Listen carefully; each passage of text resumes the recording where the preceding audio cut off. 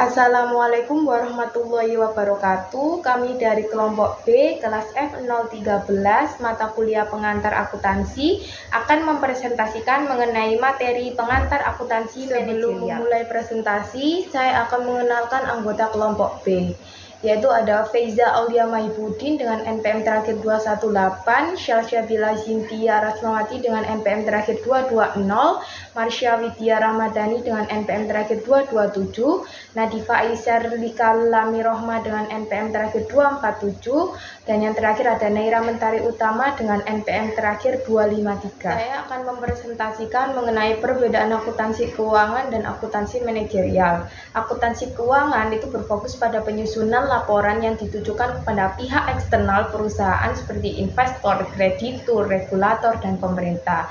Nah, biasanya informasi yang disajikan itu harus bersifat objektif dan dapat diverifikasi dan umumnya berdasarkan data historis.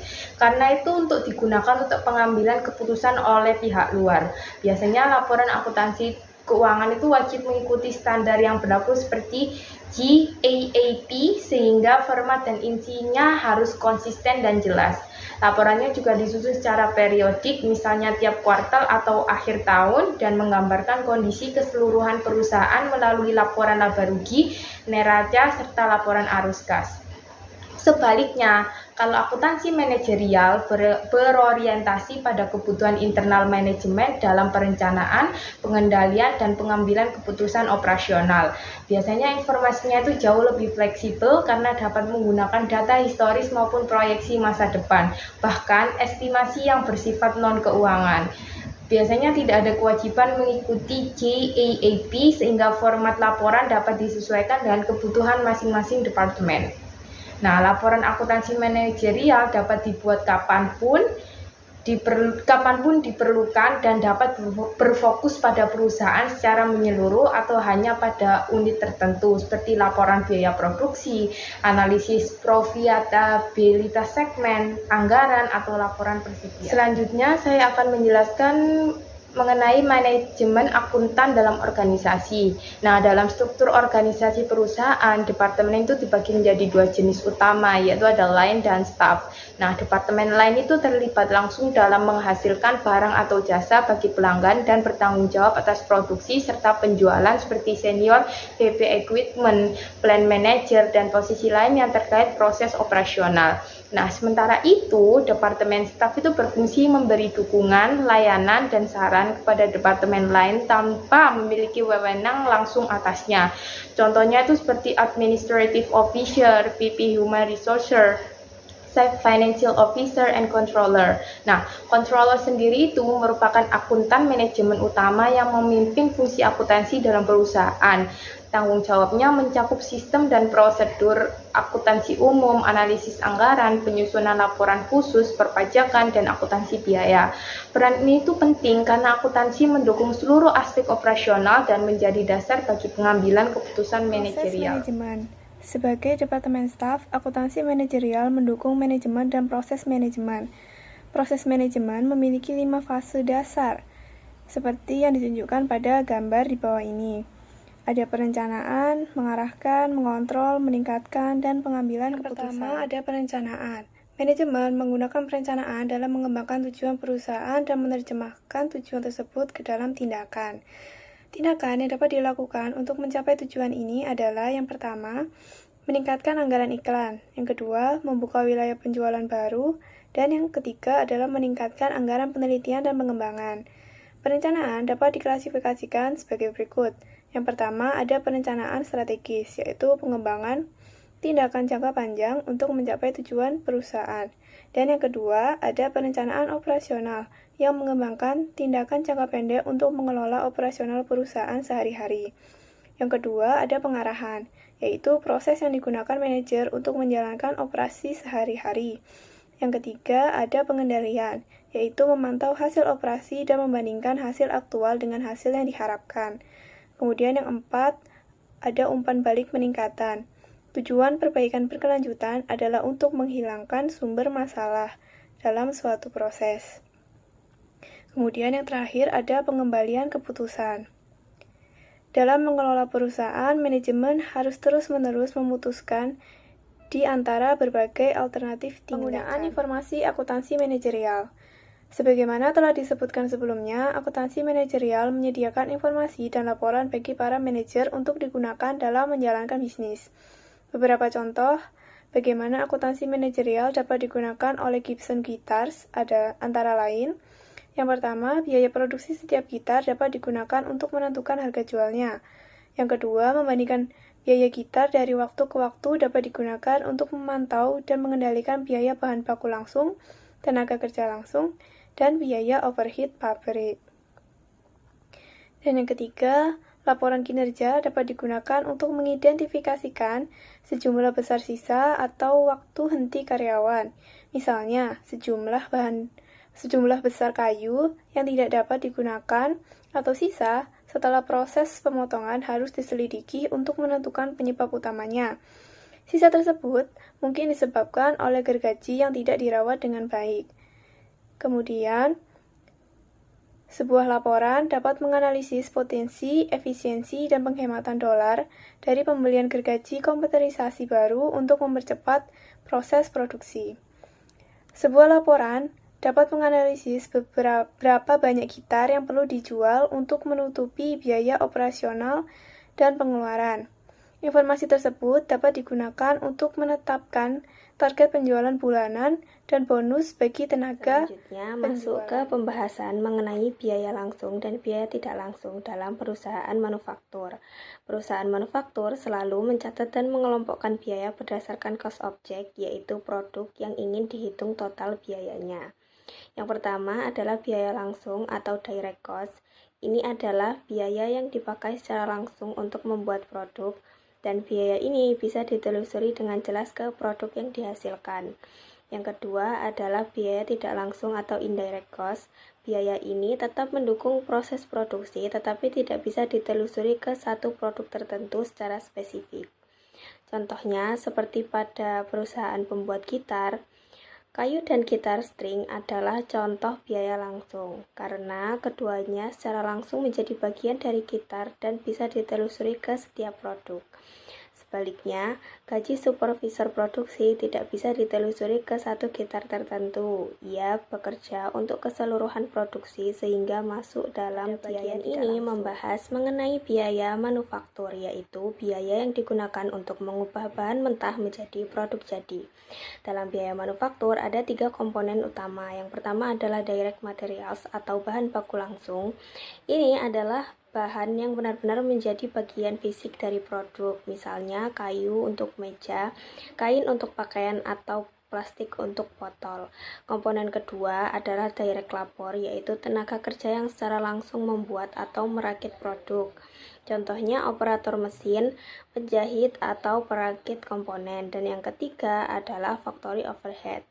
Ini mencakup seluruh biaya produksi selain bahan baku dan tenaga kerja langsung, misalnya listrik pabrik, depresiasi mesin, supervisor produksi, hingga bahan penolong. Kita masuk ke pembagian biaya berdasarkan fungsi produksinya. Yang pertama adalah prime cost, yaitu gabungan dari direct materials dan direct labor.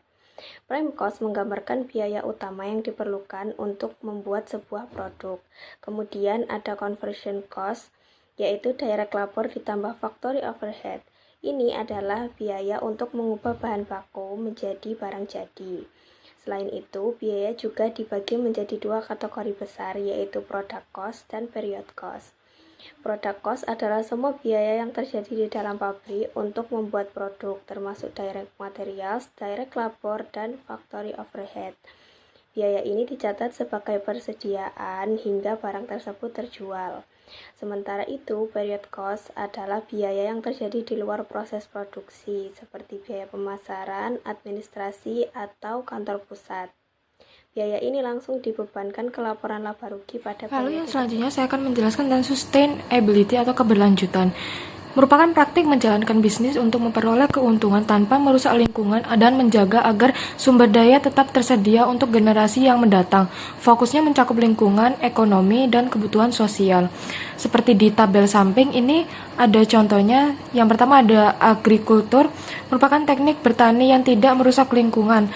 Contohnya mixed farming atau crop rotation. Yang kedua ada energi, menghasilkan energi dengan polusi yang rendah, seperti turbin angin ataupun tenaga surya. Lalu yang di bawahnya lagi itu ada engineering and construction, merancang bangunan yang efisien dan ramah lingkungan. Contohnya bahan bangunan yang terbarukan dan renewable energy. Transportasi dengan polusi rendah, transportasi publik ramah lingkungan, kendaraan biofuel seperti yang sekarang ini ada mobil listrik, itu juga termasuk transportasi yang polusinya sangat rendah. Lalu selanjutnya yang terakhir ini ada waste minimization, mengurangi sampah yang masuk landfill seperti daur ulang, kompos, dan produk yang dapat digunakan. Ada ukuran efisiensi ekologis dalam akuntansi manajerial. Merupakan ukuran efisiensi yang menilai bagaimana perusahaan menghemat sumber daya alam sambil tetap meningkatkan pendapatan. Contoh langkahnya adalah energi efisiensi atau penghematan energi melalui lampu dan hemat energi. Lalu yang kedua ada material use efisiensi atau pengurangan penggunaan bahan kemasan. Yang ketiga ada fuel efisiensi, yaitu pengurangan biaya bahan bakar dengan kendaraan hybrid, seperti mobil yang bisa pakai listrik dan juga diisi dengan bensin biasanya. Lalu selanjutnya ada waste efisiensi, yaitu penghematan biaya melalui daur ulang dan penggunaan kembali material. Manfaat informasi sustainability dalam akuntansi juga membantu manajer untuk membuat keputusan strategis dan operasional, membantu perusahaan menilai resiko lingkungan dengan peluang jangka yang panjang, dipakai oleh investor atau pihak eksternal untuk menilai kelayakan investasi dan risiko perusahaan. Lalu di bawahnya lagi ada Sustainability Accounting Standard Board atau SASB, dibentuk untuk mengembangkan standar pelaporan informasi keberlanjutan yang relevan bagi pengguna laporan keuangan. Standar ini bersifat sukarela tetapi membantu perusahaan memberikan informasi keberlanjutan yang konsisten dan dapat dibandingkan. Laporan keuangan untuk perusahaan manufaktur kita awali dengan perbedaan perusahaan dagang dan perusahaan manufaktur. Yang pertama, untuk perusahaan dagang menjual barang jadi yang dibeli dari pemasok. Fokus biayanya itu dari cost of merchandise sold atau harga pokok penjualan. Yang kedua, perusahaan manufaktur memproduksi barang sendiri, harus menghitung biaya produksi, biaya persediaan, dan cost of goods manufaktur atau COGM. Maka dari itu, laporan keuangannya lebih kompleks. Kemudian, jenis persediaan pada perusahaan manufaktur. Pada neraca, perusahaan manufaktur memiliki 3 jenis persediaan. Yang pertama, materials inventory atau persediaan bahan baku, yaitu bahan langsung dan bahan tidak langsung yang belum dipakai. Yang kedua, terdapat work in process inventory atau WIP atau barang dalam proses, yaitu barang yang sedang dikerjakan, belum selesai, berisi bahan langsung, tenaga kerja langsung, dan overhead pabrik. Yang ketiga, terdapat finished goods inventory, yaitu barang jadi, produk selesai tetapi belum dijual. Perbedaan penyajian neraca. Untuk perusahaan dagang, itu hanya punya merchandise inventory. Untuk perusahaan manufaktur, itu hanya punya materials, WIP, dan finished goods. Contohnya, di Legend Quitters itu memiliki 3 jenis persediaan tersebut.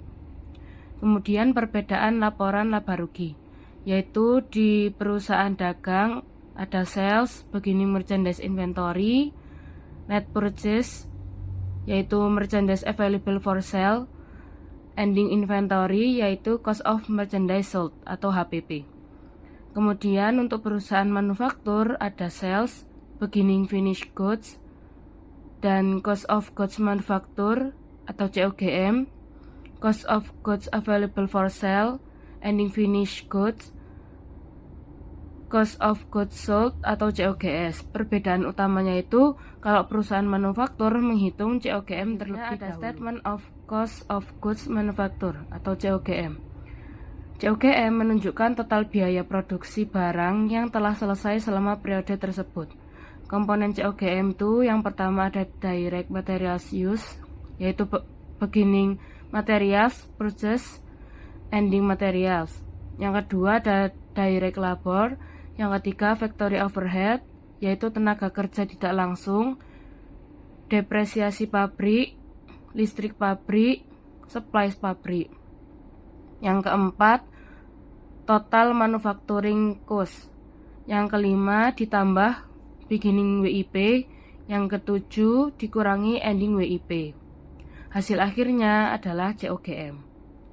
Kemudian ada hubungan COGM dan COGS. Yang pertama, hitung COGM itu biaya produksi barang yang selesai. Yang kedua, masuk ke persediaan finished goods. Yang ketiga, saat barang dijual, berubah menjadi COGS atau harga pokok penjualan. Untuk bahkan alirnya atau flow of manufacturing cost, yaitu dari direct materials ke WIP. Kemudian WIP ditambah labor, ditambah overhead ke finished goods. Setelah finished goods ke sold atau COGS.